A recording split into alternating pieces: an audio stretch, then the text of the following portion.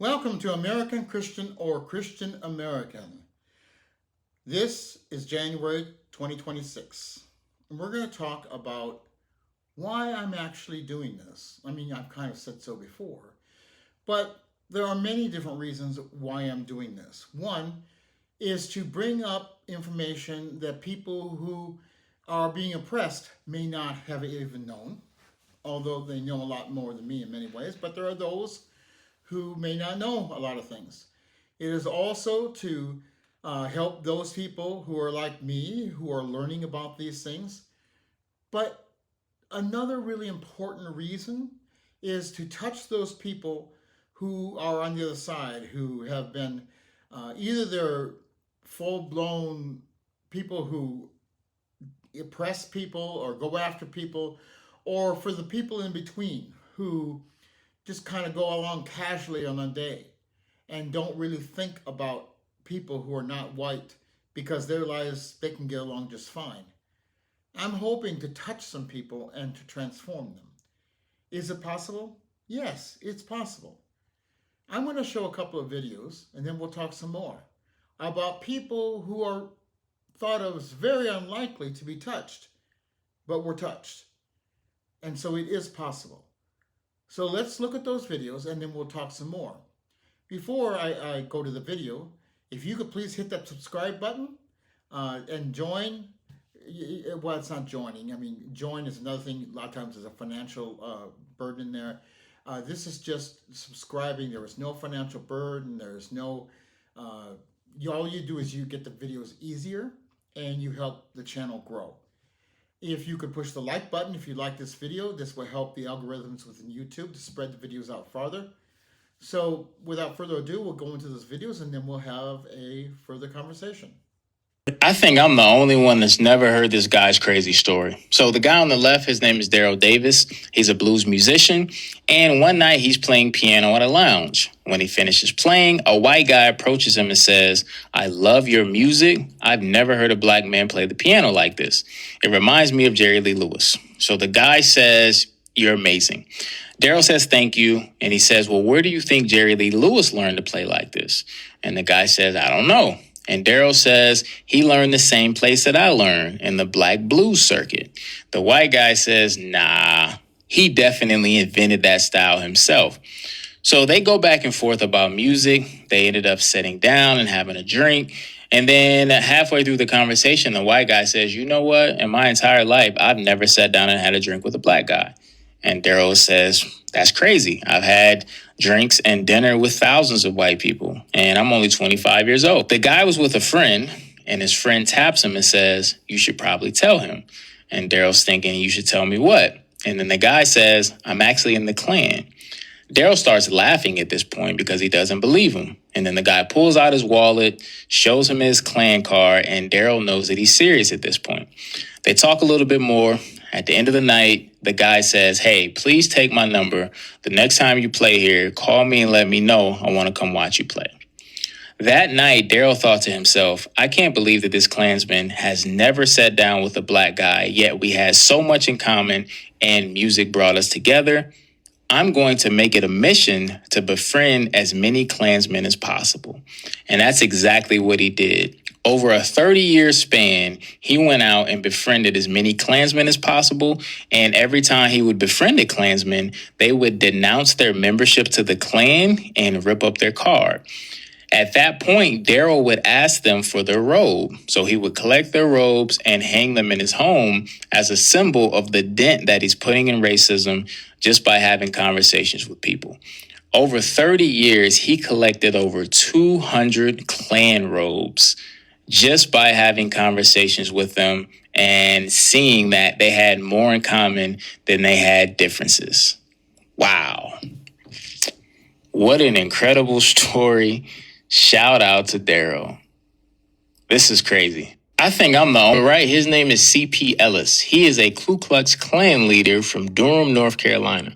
The woman on the left, her name is Ann Atwater. She is a civil rights activist from Durham. This photo was taken in 1971 during a series of meetings where these two came together and they were trying to alleviate some of the tension and hostility that was taking place in the school system because the system had recently been desegregated. And both of their kids attended those schools. So during these meetings, CP and N would both bring things from their community into the classroom to try to help students get a better understanding of the other side. One of the things that CP brought was an actual Klan robe. Now, black kids were furious. They wanted to burn the robe, but Ann stepped in and said, look, before we do anything drastic, let's get a better understanding of where that side is coming from. Now, this action caught CP off guard, and he gained a lot of respect for Ann when she did this. These meetings lasted for about 10 days, and at the end of those 10 days, he had grown so fond of her that he dropped out of the Klan, ripped up his Klan card, and actually spent the rest of his life fighting for civil rights. So they did a movie on this called The Best Enemies.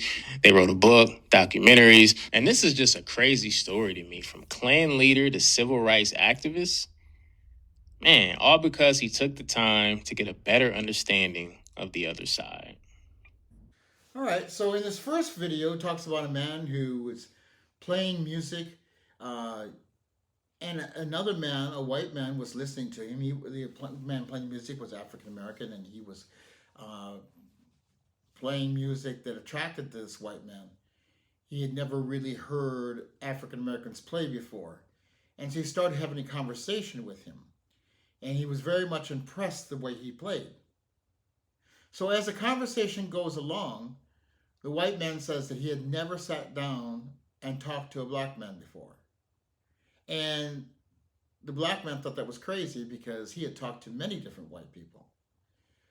The white man reveals that he is a member of the KKK, the Ku Klux Klan.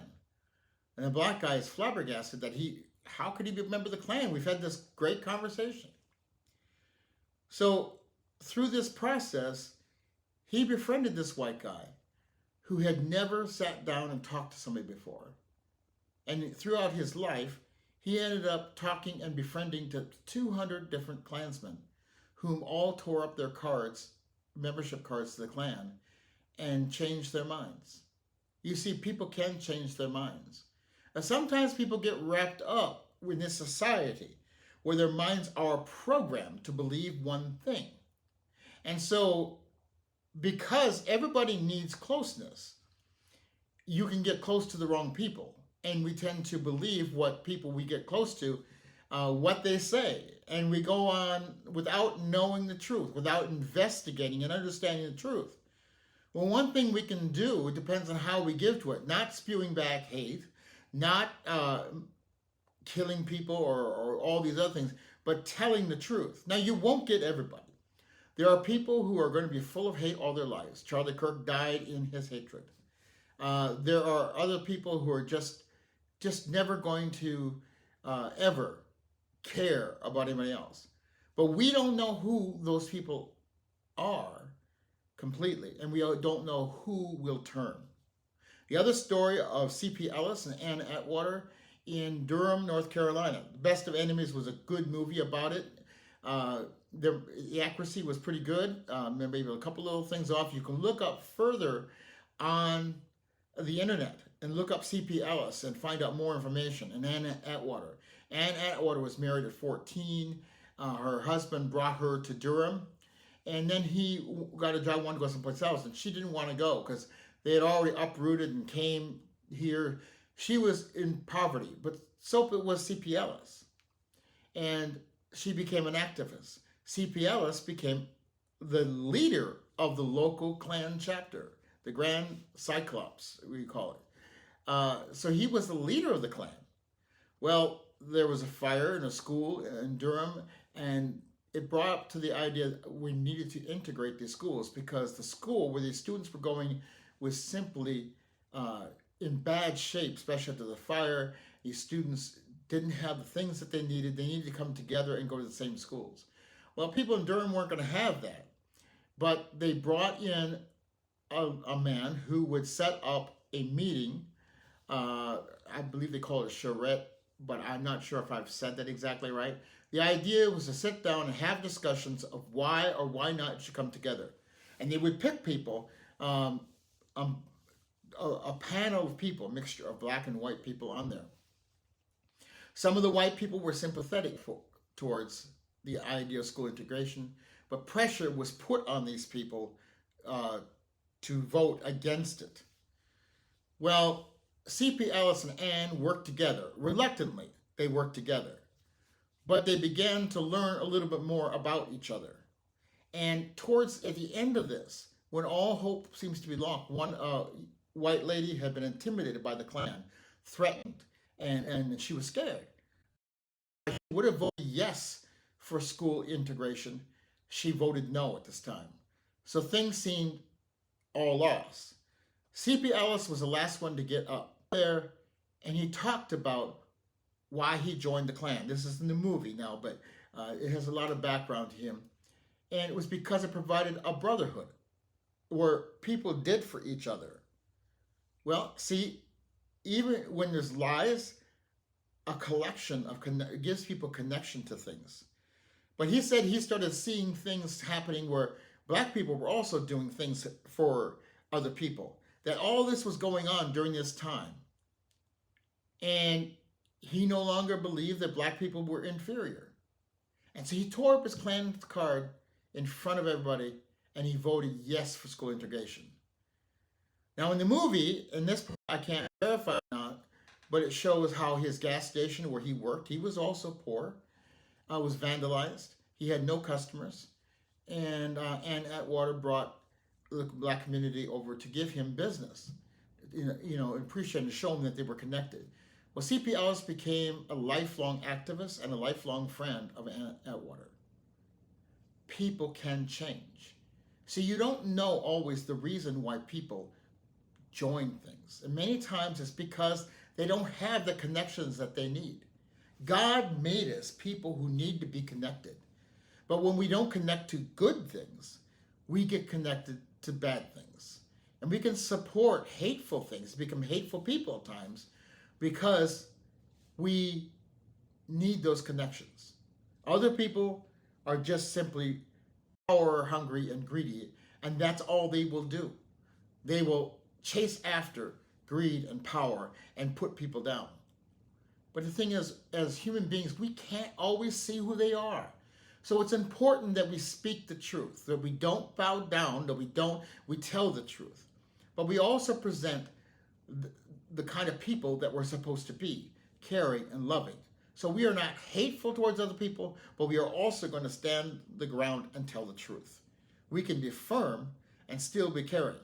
We don't have to put up with racism, but we still have to, at the same time of making that strong stand, of saying the things bluntly as they need to be said,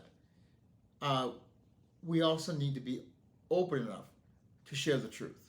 Sometimes it seems like people just won't change. But look at these people. These were all members of the Ku Klux Klan, an organization set up to hate, to discriminate, sometimes to torture, to murder, to lynch, evil stuff.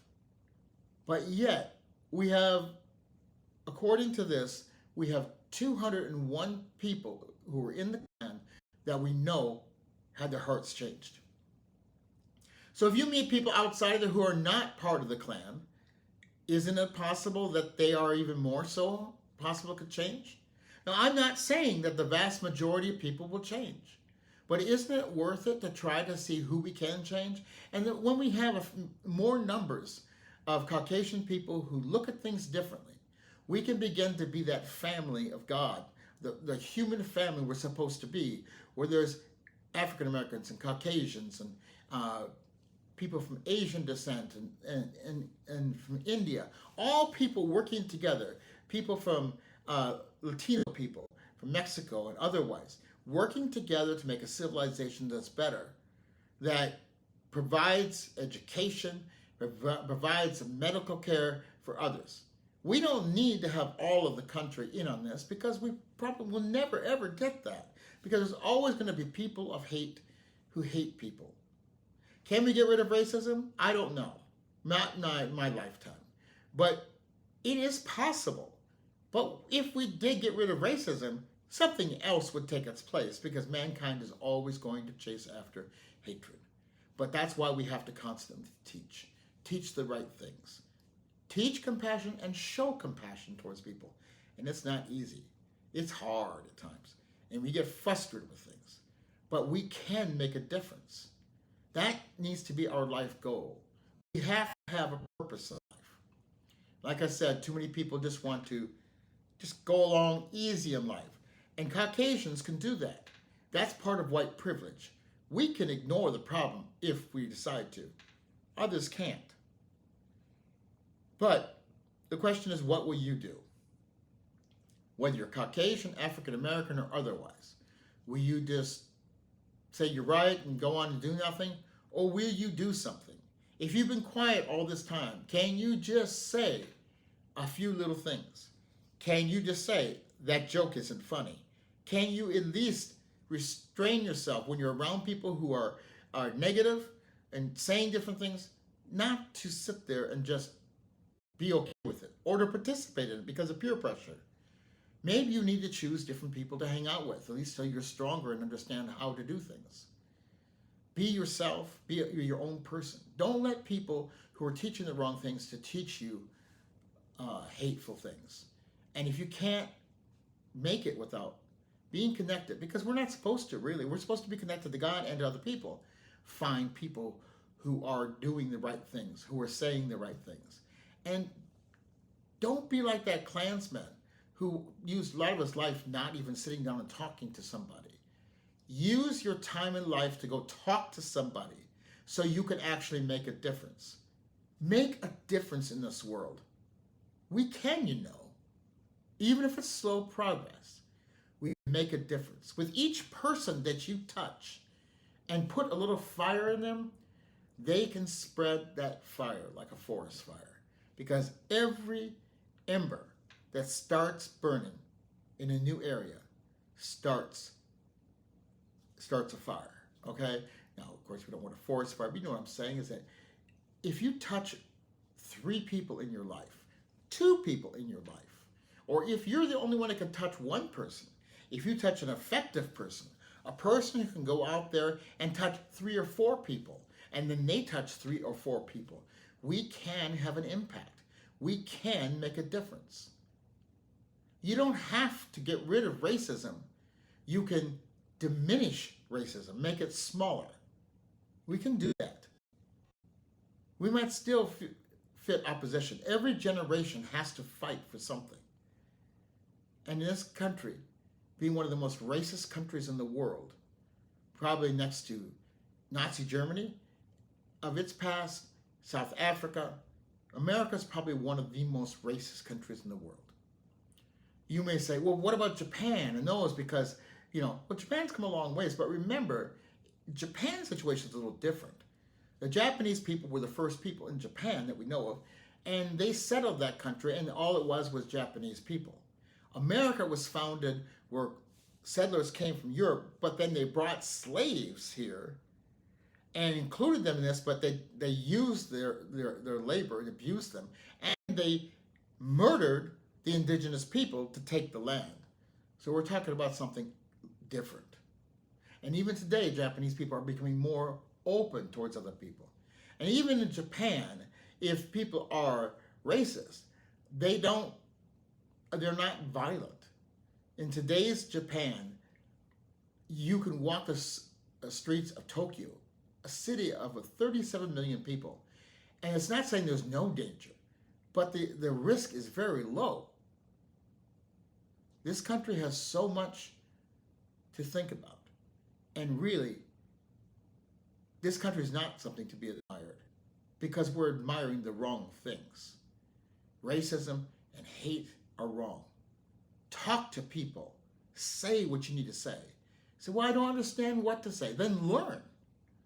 I've learned and I've studied and I still have so much more to learn. But I'm learning it and I'm telling it and I'm saying it and I'm going to keep saying it until I'm gone. Until the next time on American Christian or Christian American.